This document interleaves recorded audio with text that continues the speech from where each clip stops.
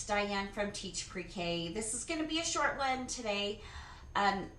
I love my little book area in my classroom, our little library, so much. I change out the books for every single theme that we're learning, and I'll put some nonfiction and fiction books that are themes specific to what we're learning to just kind of introduce more vocabulary and just more subject matter about what we're learning to kind of get a deeper dive in. The kids always are asking us to read to them during our mini center time, or if we are doing a teacher-led center and we're able to read, they love that.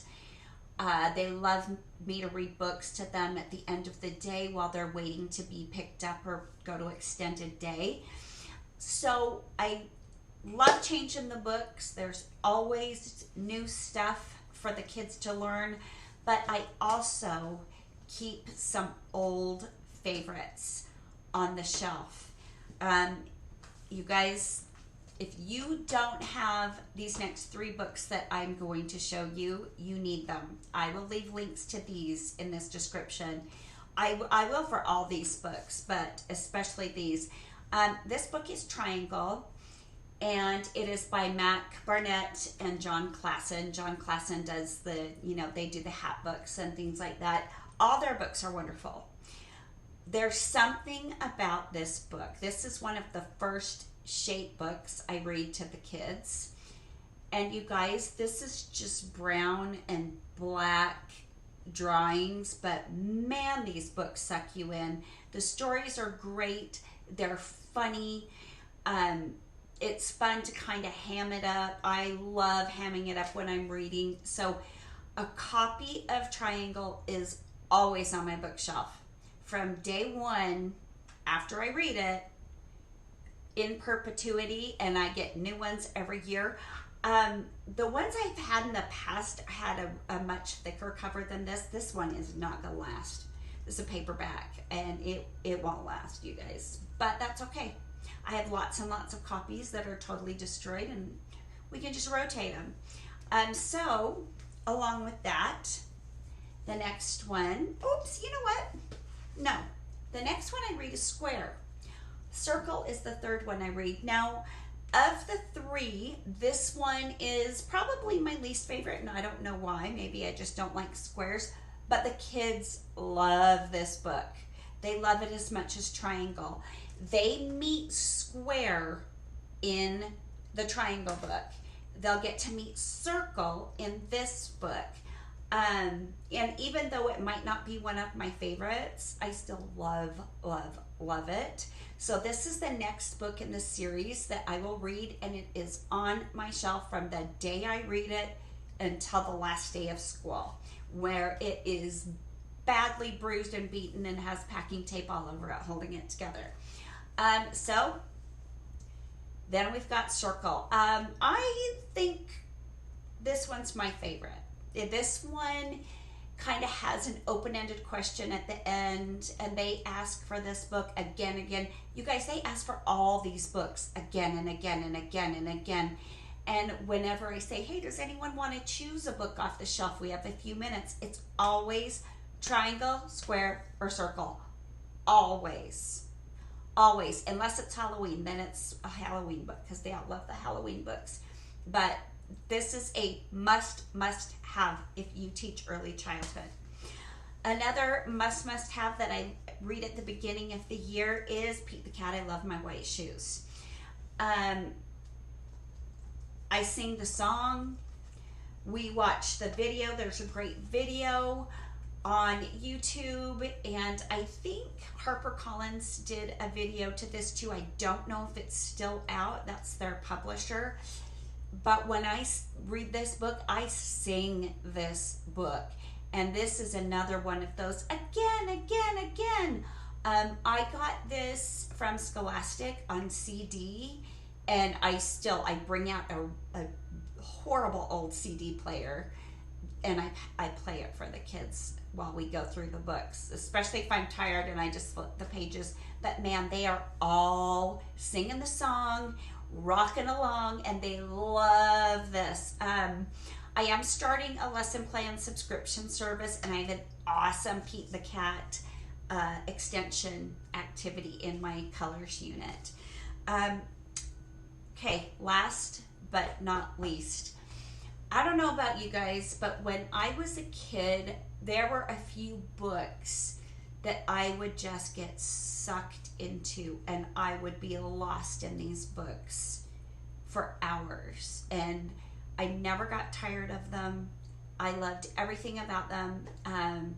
A lot of times it was the Sears catalog toy section. Oh my gosh, and they would always have a wish book for Christmas. But you guys, they finally have a new edition of this. The Lego Ideas book. Wow. You guys, this is very inspiring to the kids. There are amazing things that aren't the kits that you buy off the shelf. These are things that you can make out of Legos that you have if you're lucky enough to have these. But you guys, I will have 3 or 4 kids lying on their bellies with this book open. Just, they are in this book. It always falls apart, and I always will give it to a child like who's usually a straggler on the last day of school if there's no one else around. I always say, hey, I think I need to get a new one of these. Do you want one of these? Do you want this one? And they're like, yes, because they love it. It's in beautiful shape, and I kind of feel sorry for it, but it is going to be, again, packing taped over and over. Pages will come out, not because it's poorly made, but because it is loved so much. It's just a fantastic book. If a kid is having a bad day and they just want to go to the calm down corner, this is a nice book just to look through. There's no crazy pictures. It just like, you just look at all these things and how they're all built with Legos, and it's a real fascination thing, and it's a really good kind of an inspirational thing. A lot of my kids, I bring out the small Legos for my pre-K class and my preschool class once I know no one's going to eat them.